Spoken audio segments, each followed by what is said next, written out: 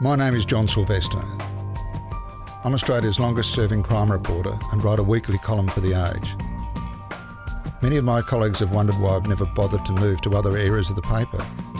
The reason's pretty simple. I've got the best job in journalism, playing cops and robbers and getting paid for it. Over more than 40 years I've covered some of Australia's biggest crimes and met fascinating characters on both sides of the law. In this series, you'll hear from them, the cops and the crooks, telling their stories. Welcome to my world. Welcome to Naked City.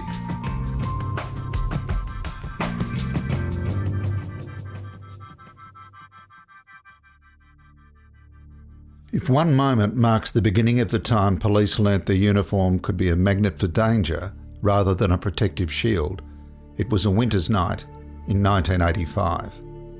Following a report of a suspected factory burglary, two police on patrol pulled over a yellow Cortina in a Cheltenham street in Melbourne's quiet Southern Bayside area.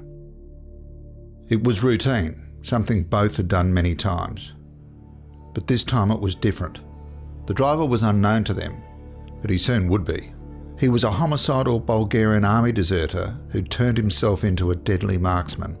Clark, who often carried two pistols in his trousers, said police would never take him alive and described a machine gun as his special gun. He had a favourite gun, an F1 submachine gun, which had been stolen in a raid on an army commando base in Williamstown. It didn't have a firing bolt, so Marinof made one in a motorcycle workshop behind a house where he often stayed. By day he was a machinist at a plastics factory, but by night he was breaking into factories. He'd built himself his own gun range under his house where he trained regularly just for a night like this.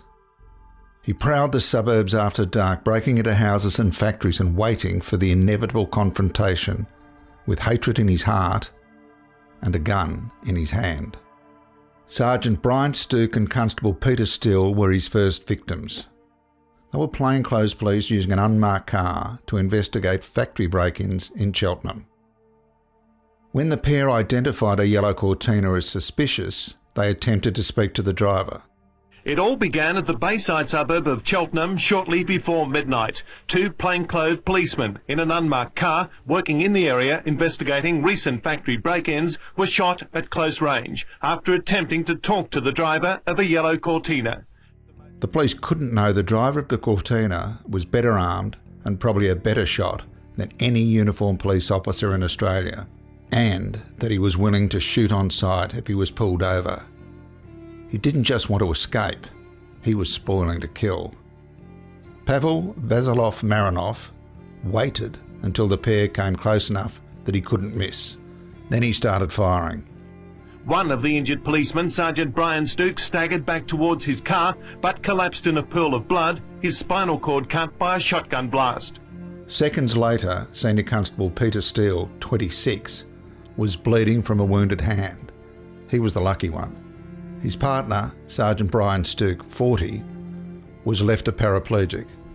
Stuke had been hit by two bullets. One severed his spinal cord. As he lay helpless on the road, Marinof shot him twice more, only stopping because he ran out of ammunition before he ran into the darkness. Within hours, 200 angry and frightened police were hunting a terrifying new public enemy number one. Unfortunately for two of them, they found him, briefly, in Noble Park. He shot them both. Almost 2 hours later, police searching for the gunman were watching a house at South Clayton. A man ran from the house and police gave chase on foot. The man disappeared in the darkness while running through a paddock. A short time later, police noticed a green Ford LTD in a nearby street. A police officer walked towards the car. The driver accelerated, forcing the policeman to jump for his life. Soon afterwards, the car was spotted in Heatherton Road. In the car chase that followed, the LTD reached speeds of up to 180 kilometres an hour. The car finally broke down in Mons Parade, Noble Park, the driver fleeing on foot. Only minutes later, a third policeman was shot at close range near the Noble Park railway station. In an exchange of gunfire, shots also punctured the police car. Sergeant Ray Kirkwood was wounded and Constable Graham Sace was trapped in their police car, miraculously escaping serious injury when Marinof repeatedly shot at it, shattering the headrest of Sace's seat and grazing his head with a bullet. he was inches from death. 10 minutes later, the gunman let fire with his high-powered firearm, hitting a dog squad officer searching the grounds of the Frank Street Primary School. Soon afterwards, a police dog handler, Senior Constable Gary Morrell, also got too close to Marinof. He too was shot, but he was saved from serious injury by his ballistic vest. 5 police were shot in quick succession that night. It was June 18, 1985. Policing in Victoria was never quite the same, ever again. This was the start of an 8-month-long manhunt, which would end in the shooting of 2 more police. The nature of the shooting and Marinof's background led him to be dubbed Mad Max. What followed was one of the biggest manhunts Victoria has ever known. Police are looking for this man, Pavel Marinof, also known as Paul Marinof or Max Clark. They believe that members of the large Macedonian or Yugoslav community in the Noble Park area could be harbouring Marinof either through friendship or fear. While every cop in Victoria was looking for him as an armed and dangerous offender, the search was coordinated by the Major Crime Squad. One member, John Kapetanovski, Kappa, to his mates, was a seasoned investigator. When police suspected Marinof was being hidden by sympathisers from the Balkans, Kappa, who was born in the then Republic of Yugoslavia, was assigned to look for leads. The Kapetanovskis arrived in Australia in 1957, when John was only 6. Unable to speak English, he was taken to his first school in Fitzroy by local migrant kids who asked him his name. When he said Naki, they said they couldn't possibly introduce him with such a foreign-sounding name and christened him John. It stuck ever since. When they asked him who he followed in the footy, he said he didn't even follow the code. He was told, quite sternly, that from then on he'd be a Collingwood supporter. It stuck for life. He became an absolute passionate Magpie supporter. It wasn't always his ambition to be a policeman. His first choice was to study law, but he couldn't go to university because he was expected to work with his father in a series of bakeries in Victoria and Tasmania. He worked in the family bakeries as a taxi driver, bank teller and Ford stock checker before joining the police force in 1973, a job I loved for 35 years, he said.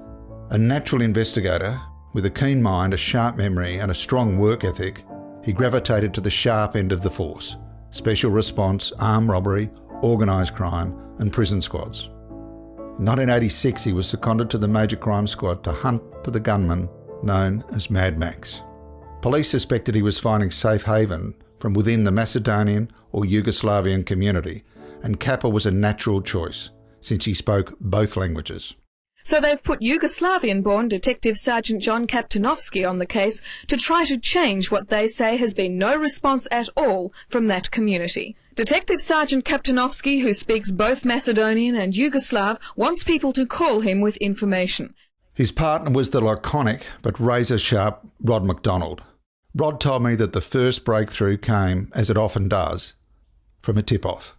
Look, I'm not sure when it actually came in, but it was following a lead that had come in from someone to another detective who was in the Major Crime Squad, that Mad Max may have been in Wallen, staying at a house up there, and it was decided that we would go and have a look, take some other crew with us, just do some surveillance and see if we could establish enough would it warrant getting the Special Operations Group to check the house out and see if it actually was him. The house was occupied by a family with 2 small children, with another man staying there. The man police believed to be Pavel Marinof, alias Max Clark, had been tracked to this house in Wyndham Street, Wallen, over the past several days. He had been living there with a young married couple and their 2 children. Leonard de Boer of Wyndham Street, Wallen, is said to have struck up a friendship with Max Clark over their association with motorcycles. He'd identified himself as Tony Clark. On February the 9th, Clark is said to have told him he was wanted by police over the Noble Park shootings. The statement said de Boer considered informing the police of Clark's identity, but had to consider the ramifications of leaving himself and his family exposed.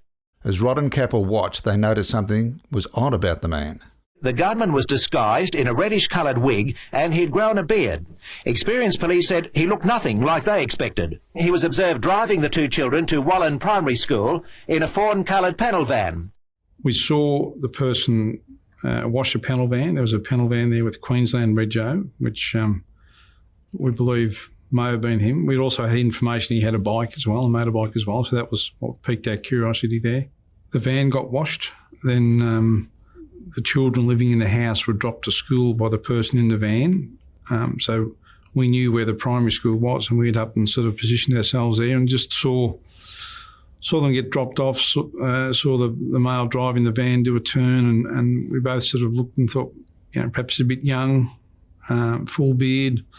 The only thing that we could really sort of agree on that his hair, he was either wearing a wig or something, it just didn't look right, didn't look real, so that sort of piqued our curiosity. But we had already arranged to have another crew, another team, more come up to Wallen and continue the surveillance, still with a view of getting a special operations group involved. With the other vehicles there, we then got told that the van's leaving Wallen, heading towards Melbourne. So then it was sort of decision time as to what to do. We didn't want to lose sight of it.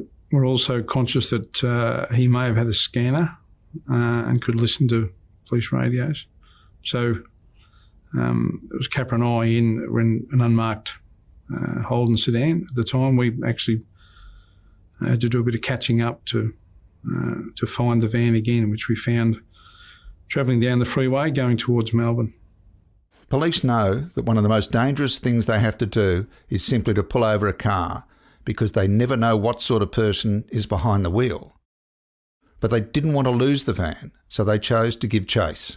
Now, this is decision time. Obviously, he could go into Melbourne and you could lose him. What made you decide to pull him over? Well, they were things that we were discussing, that one, we didn't know it was him. We didn't know who we had. If it wasn't him, we've potentially blown the whole operation at Wallen if we pull this person up. The other thing, I suppose, when we caught up to the van, it was going well below the speed limit, so it would have been obvious for us to try and follow it.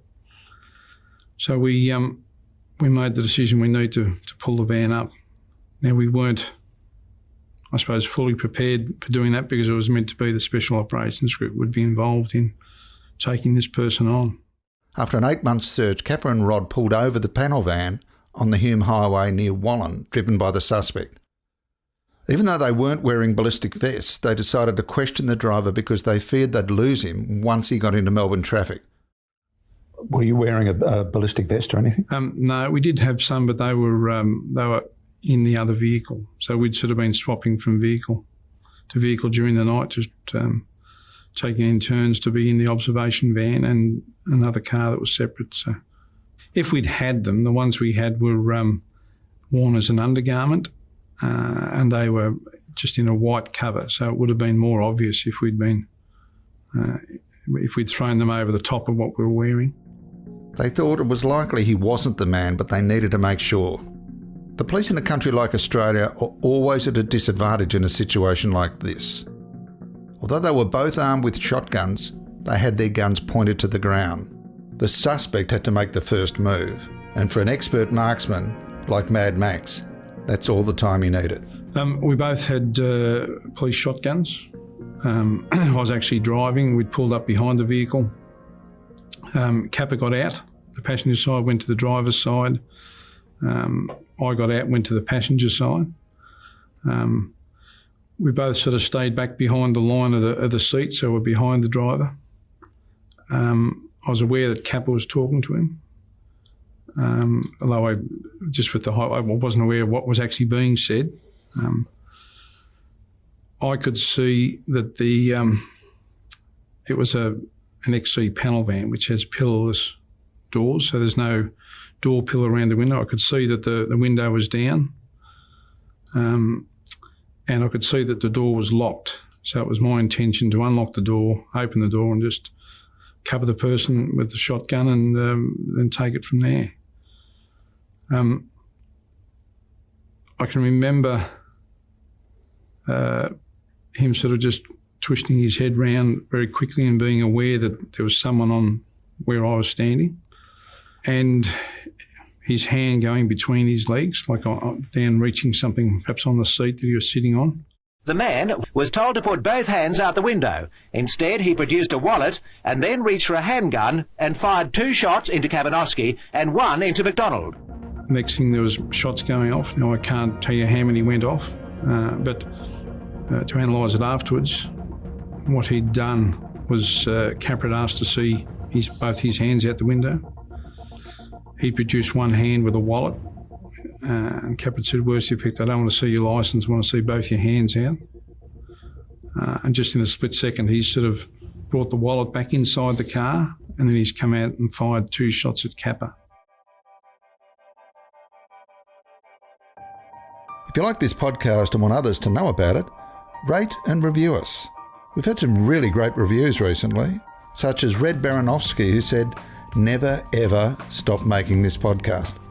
Well, that might be a bit difficult. And Jenny from the Block says, a rare insight into the criminal world in a refreshing way. Or this one, this would be 5-star if not for the intrusive background music. Huh? I quite like chopsticks. And while you're at it, why not subscribe to The Age and Sydney Morning Herald, home of top quality journalism? We certainly need it now. And right, back to the program.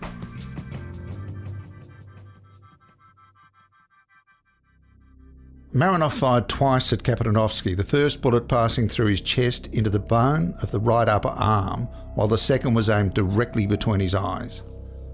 Somehow the policeman, with reflex honed from years of playing pennant squash, flung up his left hand.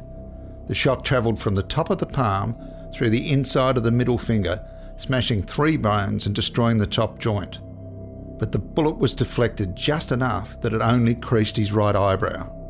It's hard to believe, but it was almost in slow motion, Kappa would later say. I could see the bullet heading towards me. As a reflex action, he's put his left hand up, and the second one sort of hit him between the middle finger and that, and split the finger open, and he's had a nick above in the forehead, either from a splinter from bone or because he's lost the tip of his finger, or that's part of the bullet itself. Nicked him in the forehead. So if he hadn't put his hand up, he would have potentially been shot in the eye socket. Kappa said he remembered the incident every time I shaved when he saw the finger missing the top joint in the reflection of the mirror. The gunman then shot McDonald in the chest and began to drive off. One of the detectives returned several rounds from a shotgun at Marinof. McDonald, though seriously injured, returned fire with his shotgun. He's then turned around and fired 1 shot at me. I can't remember. I'm sitting or standing less than we're sitting apart now, like a matter of perhaps under a metre away from him. And to this day, I've never been able to see the gun. I've never seen it go off. I just knew it had hit me in the right shoulder area also.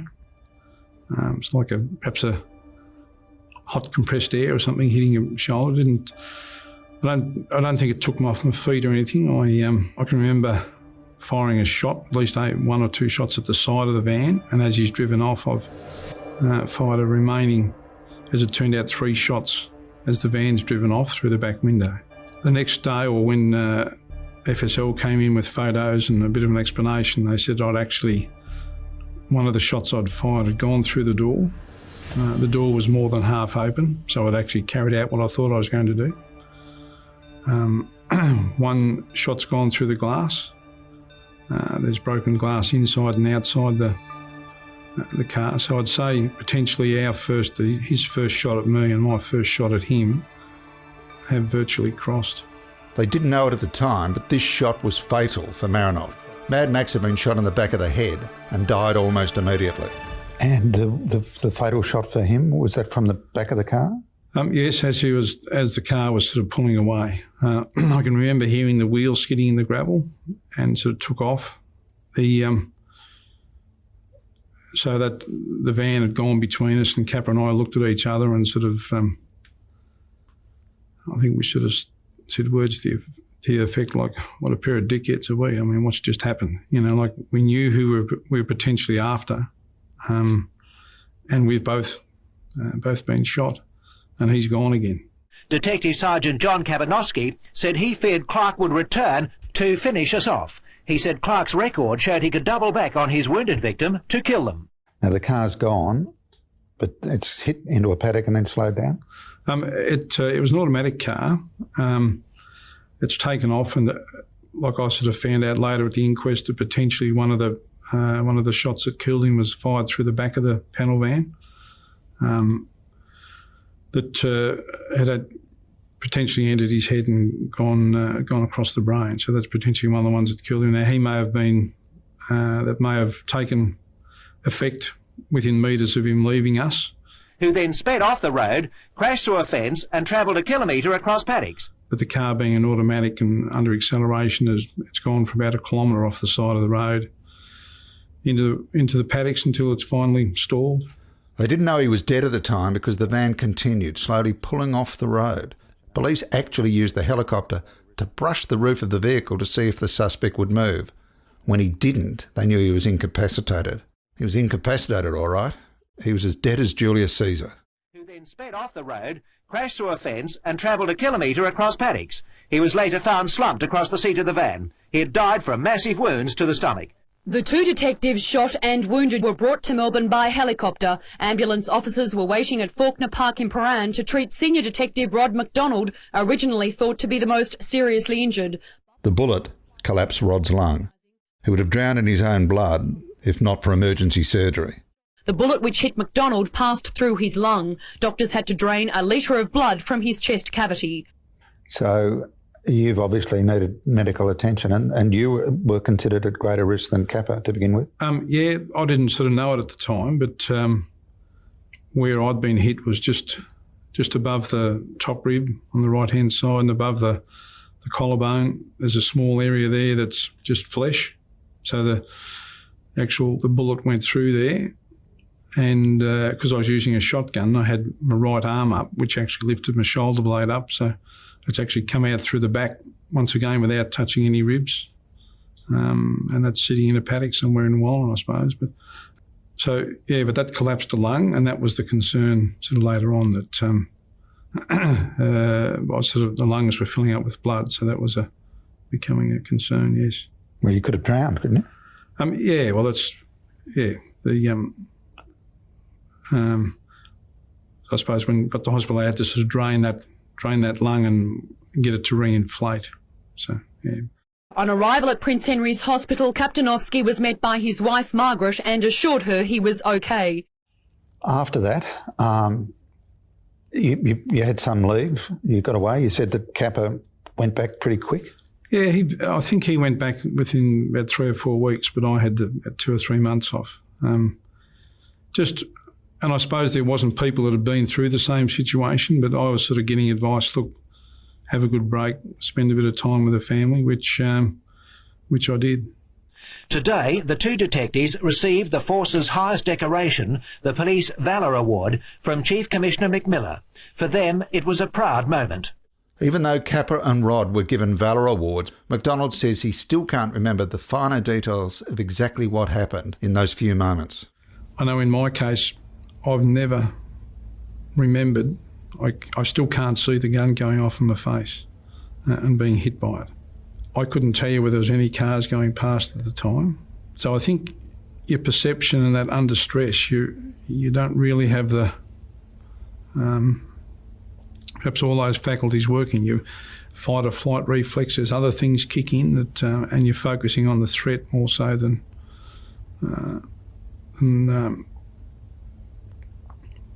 find deliberate aim shots. Even though the Mad Max shootings left them seriously injured, McDonald observed it could have been worse.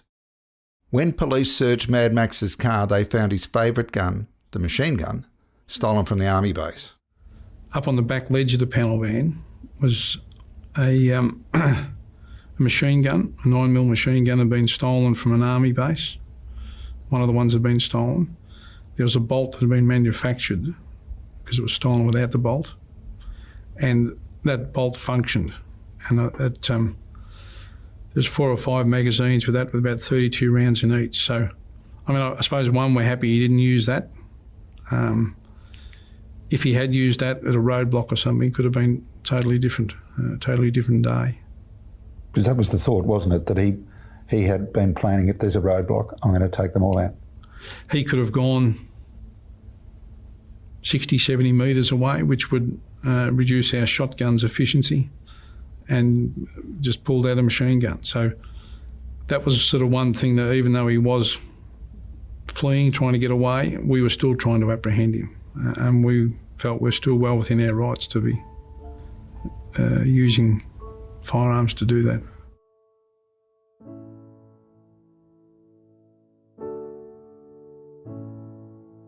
Kappa was diagnosed with lung cancer in September 2010, and after a series of operations, treatments and false dawns, was told it had spread to his brain and his spine.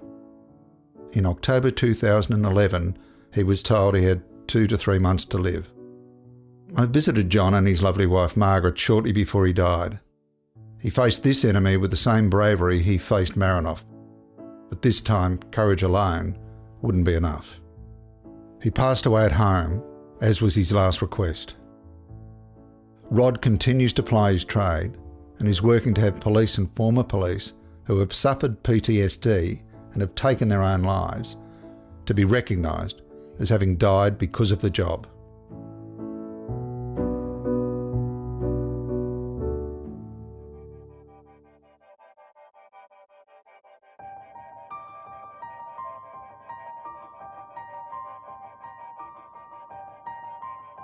This episode was produced by machine gun Margaret Gordon with the help of Anu, the Anvil Haswold.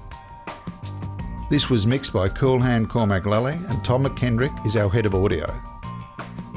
Rod agreed to talk to me as part of a television documentary, Trigger Point, which was made by world-class documentary maker Terry Carline. Archives from 9 News. Thanks for listening.